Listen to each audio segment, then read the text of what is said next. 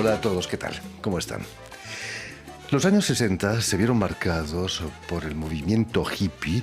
Eran jóvenes que reivindicaban el flower power, la vuelta a la tierra o el uso de sustancias ilícitas. Jóvenes que se sentían revolucionarios en su tiempo, pero que no sabían que 70 años atrás, en 1900, un grupo de artistas alemanes fueron hippies avant la lettre, fundando a orillas del lago Maggiore, en Suiza, una comuna llamada Monte Verità.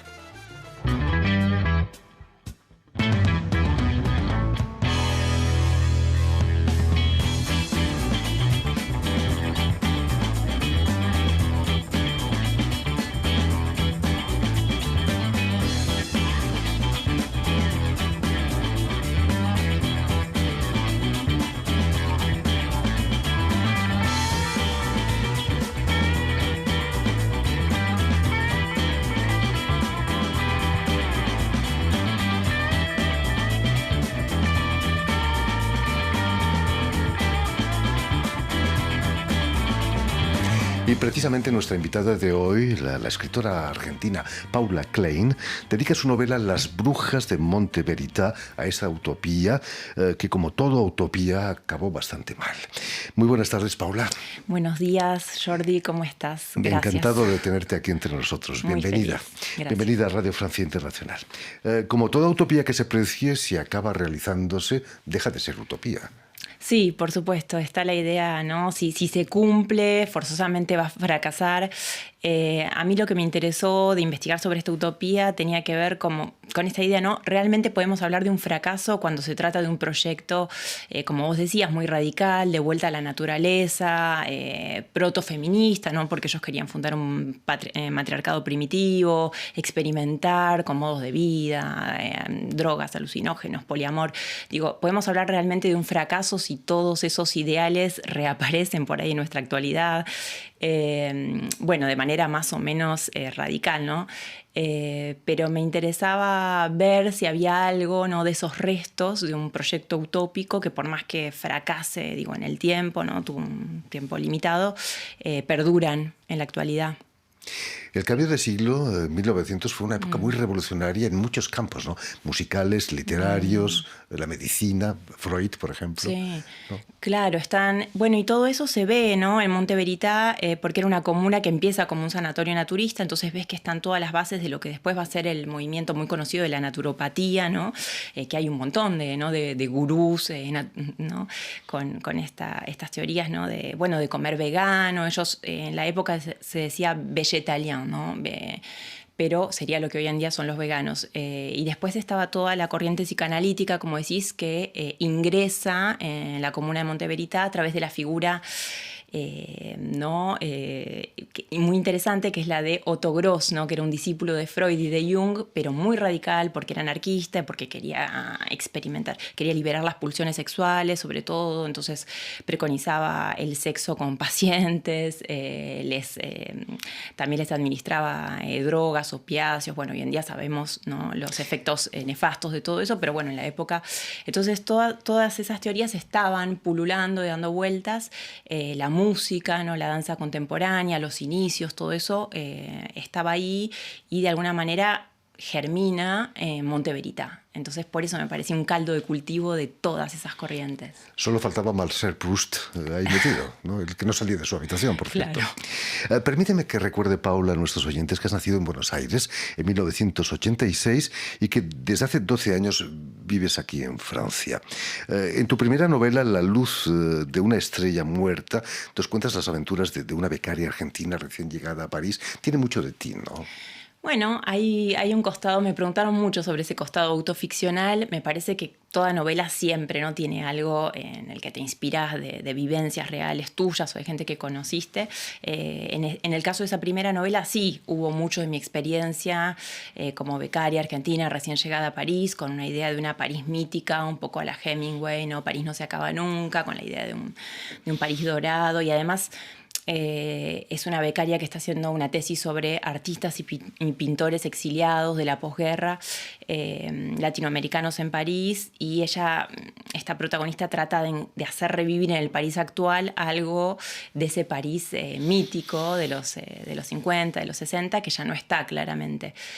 Así que sí, bueno, con toda ficción me parece que se teje, ¿no?, con algo personal y también con imaginación. Venir a París a estudiar, continuar tus estudios literarios, era tu utopía realizada, ¿no?, finalmente. Realmente tuvo algo así, ¿no?, como de camino iniciático, ¿no? Me parecía que tenía que pasar por París, que tenía que vivir en esta ciudad, y después es una ciudad que te fascina, te atrapa. A muchos también los hace huir, ¿no? En mi caso me dio ganas de quedarme, pero sí que es una ciudad, creo que en esta primera novela la comparo con un mausoleo enchapado en oro, ¿no? Como diciendo, bueno, reluce, pero hay algo también muerto, ¿no? Hay algo como, bueno, no es la París, ¿no?, de Hemingway en todo caso. Pero bueno, si sigo acá quiere decir que no está tan mal. Como toda gran ciudad es dura también, sí. ¿no? Es difícil hacerse un sitio al sol, como dicen. Sí. Pero volvamos a tu novela que acabas de presentar aquí en París, en la Embajada de Argentina, Las Brujas de Monteverita. ¿Cómo descubres la aventura de esos artistas alemanes llegados a esa localidad suiza, Lucarno, si no me equivoco? Sí. Ancona, perdón. Ascona. Ancona. Sí, bueno, la descubro por casualidad siguiendo una materia optativa en la Universidad de Buenos Aires en la que hablaban de danza moderna y contemporánea, y en la que nos presentan entonces los inicios de la danza moderna a través de Mary Wickman y de Rudolf von Laban, y nos cuentan la historia de Monteverita. Y en su momento me había parecido fascinante la historia, los personajes, estos locos buenos, utópicos, ¿no? Y sobre todo las imágenes visuales, ¿no? Porque hay un gran archivo fotográfico en la que vemos fotos del 1900 y pensamos que son hippies de los años 60. Eso me había quedado dando vueltas, y durante la pandemia escucho una emisión de Affaires Sensibles sobre utopías de regreso a la naturaleza y un episodio dedicado a los monteveritanos, y dije, este tema, y sentía que estaba muy conectado con cosas que le estaba pasando a gente de mi generación durante la pandemia, replanteos de no tendríamos que irnos de las ciudades, no queremos otro estilo de vida, más cercano a la naturaleza, más simple. Y bueno, se empezó a conectar con historias de gente que estaba, amigos sobre todo, en torno a mí, que querían volver a una vida más natural. Y bueno, tengo una amiga en particular que me habló de este proyecto de irse a los Pirineos, a un ecopueblo, me contó con lujo de detalle sus miedos y todo, y me pareció que tenía que explorar esta utopía de los monteveritanos y ver si de alguna manera no me hablaba del presente, ¿no?, de ese presente post-pandémico en el que hubo un deseo al menos de reconectar con la naturaleza. Si hoy nos quejamos de la polución, del cambio climático, en la Europa industrial de 1900 era mucho peor, ¿no? Había más razones para dejar las ciudades e irse a los Alpes, ¿no? Sí, eso es una locura. Cuando empecé a leer los archivos y sobre todo los panfletos que escribió Ida Hoffmann y que escribieron otros de los miembros que pasaron por la comunidad, llama la atención porque parece completamente anacrónico, ¿no? Se quejan de la globalización, de las comunicaciones, del hecho de estar bombardeados por información que les llega, las guerras, me suena de algo eso. La economía. Realmente es como estar leyendo el diario, abrir el diario del día de hoy. Y sí, entonces, bueno, la polución y el deseo, bueno, no comer animales, ¿no? Bueno, un montón de ideas que encontramos con fuerza hoy, y eso también me pareció que ameritaba, ¿no? Como explorar, investigar un poco. Si en los años 60 hablar de amor libre era algo osado, de nudismo, en 1900 era suicida, ¿no? Nadie se paseaba desnudo por ningún lado. Era radical, ¿no? Eran nudistas, eran partidarios del amor libre, hoy en día diríamos el poliamor, y bueno, cuando llega Otto Gross a la comunidad empiezan a radicalizar aún más, empiezan a hacer, lo echan de hecho a Otto Gross, los fundadores, por haber practicado terapias orgiásticas en el jardín, ¿no? Porque prendían fogatas y bailaban bajo la luz de la luna. Había límites. Claro, la gente, los vecinos de Ascona lo llamaban balabiots, que eran los locos que bailan bajo la luz de la luna. Bueno, había límites, claro, pero ellos realmente, la comuna era un lugar de libertad, querían que fuera un lugar de libertad total y no tenían miedo de experimentar con todas esas teorías. Los problemas venían sobre todo para las mujeres. Reivindicar la libertad, el amor libre, podía acarrear muchos problemas, ¿no? Niños, por ejemplo, que Sí. nacían, ¿y quién se ocupaba de ellos? Claro, es que todas esas teorías del amor libre en una época en la que no existen los métodos anticonceptivos, imagínate que, claro, eran las mujeres las que pagaron con su propio cuerpo las consecuencias de eso, hacerse cargo de los niños nacidos del amor libre, porque en teoría los hombres decían, bueno, en una sociedad futura es el Estado el que se va a encargar de estos niños, pero bueno, por el momento eran las mujeres. Y no solo eso, sino también, como fue una comuna profundamente anarquista, los anarquistas y los libertarios eran muy misóginos. Entonces también el rol de las mujeres, que ellas quisieran participar en política, tomar un rol más preponderante, también fue muy discutido, ¿no? Muy atacado por muchos miembros de la comunidad, entre ellos el poeta Éric Mouzin, que era un anarquista que tuvo un rol fuerte. En la Edad Media hubieran acabado en la hoguera esas mujeres, ¿no? Justamente, sería lo que en la Edad Media hubiéramos dicho eran un grupo de brujas, ¿no? Mujeres que querían emanciparse por la vía del conocimiento, y sobre todo de ser libres, ¿no? De estar solas, de no estar supeditadas a la decisión de un hombre. Por eso era muy fuerte para ellas el deseo de no casarse, para algunas de ellas de no tener hijos, porque vivían también en los hijos, una atadura, ¿no? Que no les iba a permitir o crear su obra o ser completamente libres. Entonces me interesó explorar un poco esa figura de la bruja para ver cómo conecta, ¿no? Desde la bruja de la Edad Media hasta las reivindicaciones más positivas del término que tiene hoy en día. Un ejemplo de ello fue la bailarina Mary Wigman, de la que nos hablabas, quien consideraba que en cada mujer se encuentra el germen de una bruja, ¿no? Aquí la vemos interpretando su Danza de la Bruja, compuesta en 1914.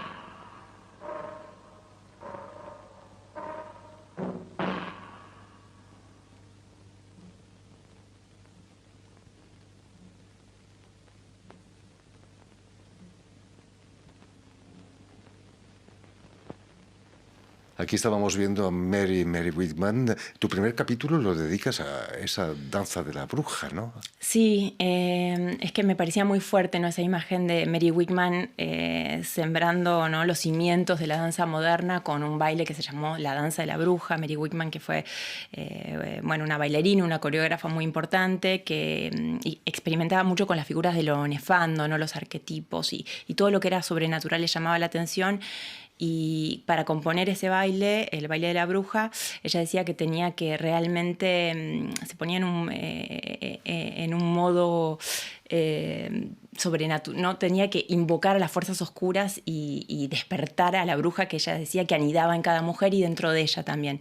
Y cuando leía sus escritos autobiográficos, sus diarios y otros escritos, ella hace una descripción muy fuerte, ¿no? De cuando realmente encuentra el tono, la manera en la que va a hacer este baile y cómo está completamente transformada. Y se vuelve un engendro mitad animal, mitad sobrenatural, mitad mujer, mitad animal. Entonces me pareció que era muy importante que la novela iniciara con eso. Es fascinante ver las imágenes desde hace tantos años. Pero el artista que mejor plasmó el ambiente típico del Monte Verita fue Hugo Hopkner, más conocido por Fidus. Es cierto que coqueteó también con el nazismo años más tarde. Claro, ese es otro, ¿no? Otro de los aspectos más controvertidos de la comunidad, que después algunos detractores dicen, bueno, pero ahí estaban como los cimientos del nazismo.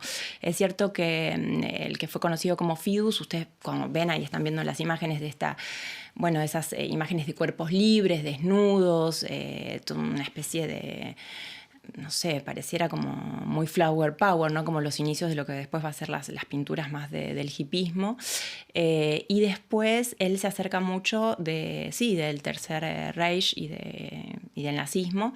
Pero bueno, como su estética es muy kitsch, digamos, y bueno, es toda una exaltación del amor libre, de las parejas y de esos cuerpos libres, por supuesto que Hitler lo rechaza. Y él, de hecho, hace retratos de Hitler. En un momento de la novela hablo sobre unos retratos que hace frase. Bueno, pero el Führer siempre dice que no va a ser un artista oficial, y él es muy gracioso, termina su vida como, ¿no?, más emparentado con el régimen soviético.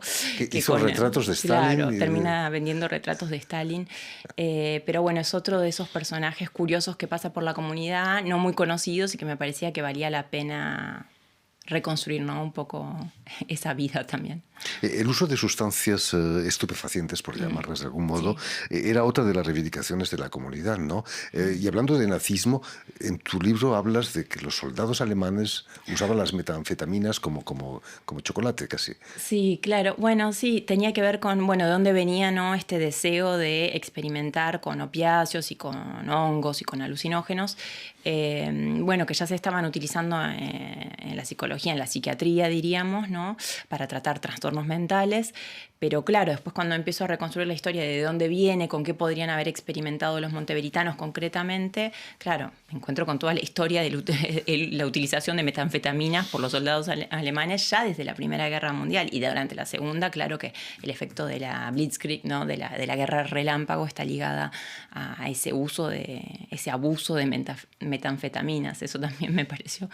Sí, la novela plantea varias, ¿no?, preguntas o líneas de lectura. Esa es otra de ellas. Precisamente Verónica, la protagonista de la novela, es una investigadora que va a Monteverità a buscar datos para un libro y encuentra un pequeño sobre en los archivos de 3 fotografías y se las queda, las roba. ¿Nunca te ha ocurrido eso alguna vez, Paula? He tenido muchas ganas. Puedes confesarlo, nadie nos escucha. Nadie nos está escuchando, ¿no? Sobre todo, no, que trabajé mucho en archivos, a ver si me vienen a buscar. No, pero sí que trabajé como archivista en la Biblioteca Nacional de Francia cuando llegué a París, y he tenido varias experiencias de trabajo en los archivos, y es cierto que cuando uno está viendo cosas increíbles y uno ve, bueno, documentos que a veces ni siquiera están catalogados, y uno está ahí para, ¿no?, protegerlos, y hay una tentación, ¿no?, de robo, de decir, y esto nadie se va a dar cuenta si desaparece. Por supuesto está la ética del investigador antes que todo, que dice, no, en tu libro cuentas que algo, claro, que desaparece del archivo desaparece para siempre. Desaparece para todos. siempre, o sea, sería terrible, iría contra toda una ética de la investigación, pero es cierto que, bueno, puede ser una tentación de alguien que ha trabajado en archivos y que siente que podría ocurrir, ¿no?, un robo así, y nadie se daría cuenta. Pero esas fotografías que ella encuentra, que son fotografías de las 3 mujeres de la comunidad, me servía como para construir toda una historia alrededor del fuego, ¿no? Porque hay otro elemento en la novela muy importante que es no, el fuego, ¿no? Hay mujeres que se prenden fuego, ¿no?, como para reivindicar otra idea de la bruja. Precisamente Verónica es argentina, casada con un francés, y se va con unas amigas a Monteverità para evitar quizás que las ideas de su marido, que tiene su utopía particular también, quiere irse a vivir al Pirineo en una granja quizás ecológica. Sí. ¿Es realizable esa utopía para un hombre urbano, para una mujer urbana como Verónica? Bueno, claro, la novela está construida a partir de 2 utopías que se contraponen. La que vos contás, que es la del marido, que, bueno, cuando se dan cuenta que están atravesando una crisis económica, no pueden seguir viviendo en la ciudad, él le propone un cambio radical, que sería irse a vivir con el niño a una granja de permacultura sin petróleo en los Pirineos, en la zona de Ariège. Por supuesto, a mi protagonista eso le genera pavor y le da mucho miedo, ¿no? Dice, bueno, pero las mujeres, ¿cómo hacen? Y yo con mi proyecto intelectual y sus deseos de escribir un libro, ¿cómo va a ser? Y al mismo tiempo hay otra utopía que está dando vuelta, que es la de Lucía, la amiga que se va a Argentina, y que es como una especie de espejo invertido de ella, porque es la que abandona al marido, la que decide volver a su casa, a su país, y ella tiene la utopía de fundar lo que llama irónicamente un gineceo pampeano, que sería como una estancia, una finca en la Pampa, con servicio doméstico y toda otra cosa mucho más agradable, en la que serían solo mujeres y se autoayudarían unas a otras con o sin hijos. Y Verónica está muy perdida al inicio de la novela y bueno, están estas 2 utopías dando vuelta, y de alguna manera el viaje es como una manera de decir, necesito ganar tiempo, necesito pensar qué quiero hacer, y hay una idea de tal vez es a través de la vuelta al pasado que puedo entender mejor lo que me está pasando, ¿no? Con esas 2 utopías que se le plantean de vuelta a la naturaleza completamente diferentes una de la otra. Es como un salto al vacío. Estamos viendo la portada de tu novela, que es Mary Wittmann, quizás que salta o está saltando. ¿Tú lo harías eso ahora que eres profesora en la Universidad de Clermont-Ferrand? en plenas montañas de Auvergne. Claro, podría ser una utopía mudarme entre los volcanes, ¿no? Le Puy-du-Dôme.